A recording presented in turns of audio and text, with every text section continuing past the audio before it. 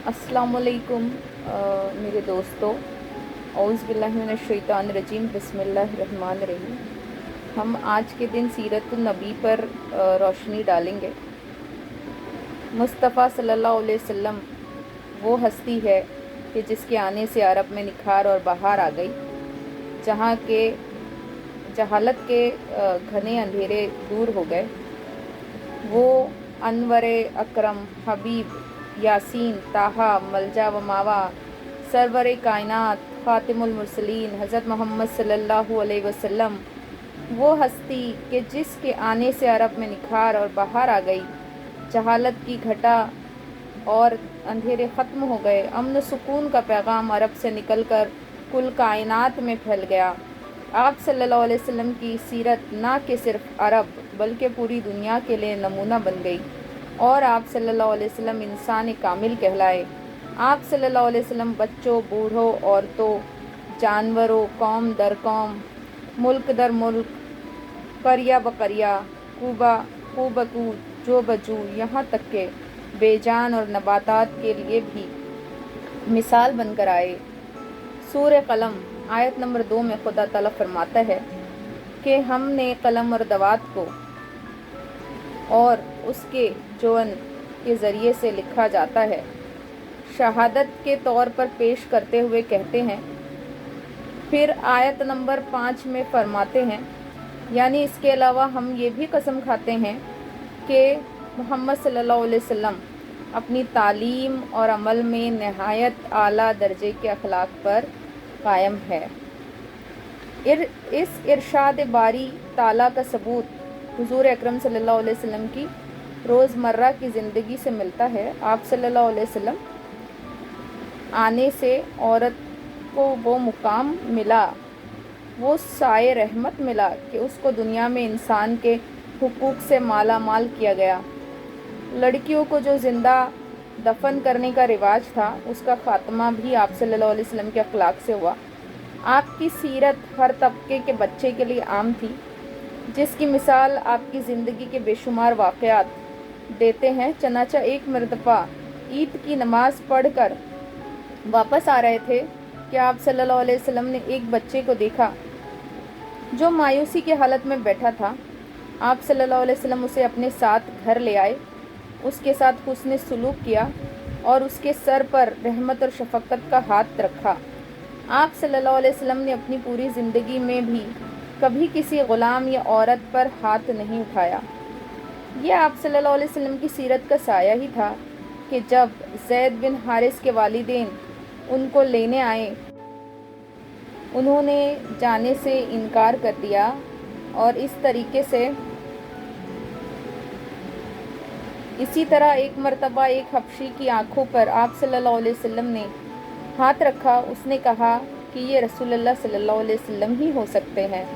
आप इस वाक़े की खूबसूरती को दिल से महसूस कीजिए कि जो हबशी सहाबी थे, उन्होंने क्या फरमाया।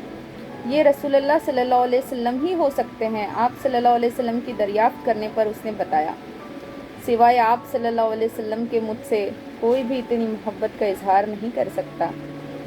जबकि वो इंतहाई बदशक्ल और गरीब थे, लेकिन अपने किरदार ने उस पर साया फ़कन होकर आइंदा दुनिया के लिए मिसाल कायम की कि किसी को कमतर ना जानना। आपका किरदार कैदियों के लिए भी बेमिसाल था। एक जंग के मौके पर कुछ कैदी रस्सियों से बंधे हुए थे। उनमें आप सल्लल्लाहु अलैहि वसल्लम के चचा अब्बास भी थे। रस्सियाँ चूँकि मजबूती से बंधी थी, इसलिए वो कर्रा रहे थे। आन हुजूर सल्लल्लाहु अलैहि वसल्लम को मालूम था कि अब्बास इंतहाई आरामदेह ज़िंदगी में पले बड़े हैं, उनसे ये सख्ती बर्दाश्त नहीं हो रही। इस आलम में आन हुजूर सल्लल्लाहु अलैहि वसल्लम इंतहाई बेचैन और परेशान थे कि उनके कराहने की आवाज़ अचानक बंद हो गई। आप सल्लल्लाहु अलैहि वसल्लम ने सहाबा कराम से उसकी वजह पूछी तो उन्होंने कहा कि हमने उनकी रस्सियाँ आपकी परेशानी को देखते हुए ढीली कर दी है। आप सल्लल्लाहु अलैहि वसल्लम ने फरमाया कि सब कैदियों की रस्सियाँ ढीली कर दो। इस तरह एक मरतबा आपकी नज़र एक ऊँट पर पड़ी जो बेहद कमज़ोर था। आप सल्लल्लाहु अलैहि वसल्लम ने उसके मालिक से कहा कि देखो, तुम्हारा ऊँट मुझसे शिकायत कर रहा है دیکھیے آپ کی سیرت کی نرمی کا بلند پایا معیار کتنا حسین ہے کہ جانور نے آپ کی طرف دیکھا تو صرف آپ صلی اللہ علیہ وسلم نے نہ صرف اس کے لیے چارے کا انتظام کروایا بلکہ اس کے مالک کو بھی نصیحت کی، اس کا خیال رکھا کرو۔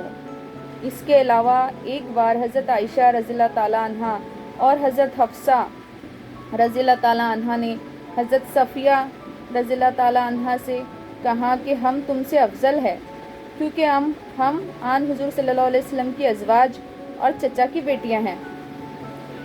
اس بات کا ذکر حضرت صفیہ رضی اللہ تعالیٰ عنہ نے آن حضور صلی اللہ علیہ وسلم سے کیا۔ کیا آپ صلی اللہ علیہ وسلم کی اخلاق کی میانہ روی نے انتہائی حکمت عملی سے کام لیا اور کہا کہ تم نے کہنا تھا کہ تم مجھ سے کیسے افضل ہو سکتی ہو؟ حضرت محمد صلی اللہ علیہ وسلم میرے خاوند ہے، ہارون میرے والد، موسیٰ میرے چچا ہے۔ ذرا غور کرے کہ آپ صلی اللہ علیہ وسلم کے اخلاق نے یہ گوارا نہ کیا کہ ان کی بیوی اپنے آپ کو کمتر سمجھے۔ یہ تمام اخلاقیات تو جانداروں کے لیے تھی، مگر نباتات بھی آپ کی اطاعت میں جھک جاتے تھے، آپ کی رحمت اور شفقت سے محرومی کو محسوس کرتے تھے۔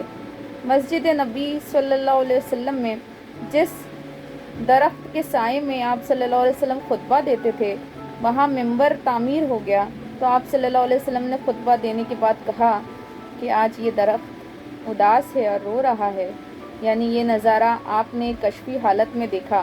بس آپ صلی اللہ علیہ وسلم کی سیرت ہر خاص و عام کے لیے تھی۔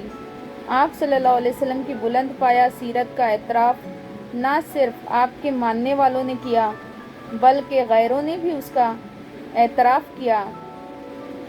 لندن کی آکسفورڈ یونیورسٹی میں خطبے پر ایک عبارت لکھی ہے جس پر نمبر وائز دنیا کے 10 انسان کامل آدمیوں کے نام لکھے ہیں۔ ان میں سے پہلے نمبر پر حضرت محمد صلی اللہ علیہ وسلم کا نام ہے۔ آن حضرت صلی اللہ علیہ وسلم کی سیرت غیروں کی نظر میں بھی بہت متبرک ہے۔ ایک انگریز نے اپنی کتاب ہیروز لکھی ہے۔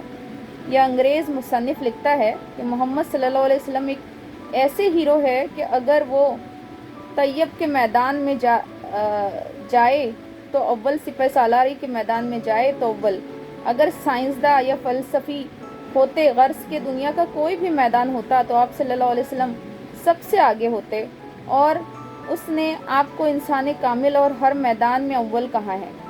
اس کے علاوہ ابو سفیان اسلام لانے سے پہلے آن حضرت صلی اللہ علیہ وسلم کا بدترین دشمن تھا، مگر جب حبشہ کے بادشاہ نجاشی نے اس سے پوچھا کہ محمد صلی اللہ علیہ وسلم لوگوں کو کیا تعلیم دیتے ہیں اور کیا اس نے بھی تمہارے ساتھ کوئی بدعہدی یا غداری کی ہے، تو ابو سفیان کی زبان سے اس کے علاوہ کوئی الفاظ نہ نکل سکے کہ وہ بت پرستی سے روکتا ہے اور حسن اخلاق کی تعلیم دیتا ہے، اور اس نے آج تک ہمارے ساتھ کوئی بدعہدی نہیں کی۔ یہ وہ آپ کی سیرت کے تمام پہلو ہیں جن کو غیروں، اپنوں، دوستوں، ساتھیوں اور غلاموں نے غرض کے ہر ایک نے ان کو تسلیم کیا ہے۔ اس لیے ہمیں بھی چاہیے کہ 20ویں صدی کی چکا چوند چاندنی سے متاثر ہونے کی بجائے آپ صلی اللہ علیہ وسلم کے نقش قدم پر چلے اور اسلام کے جھنڈے کو آپ صلی اللہ علیہ وسلم کی سنتوں پر عمل کرتے ہوئے بلند کرے۔ خدا ہمیں اس کی توفیق دے۔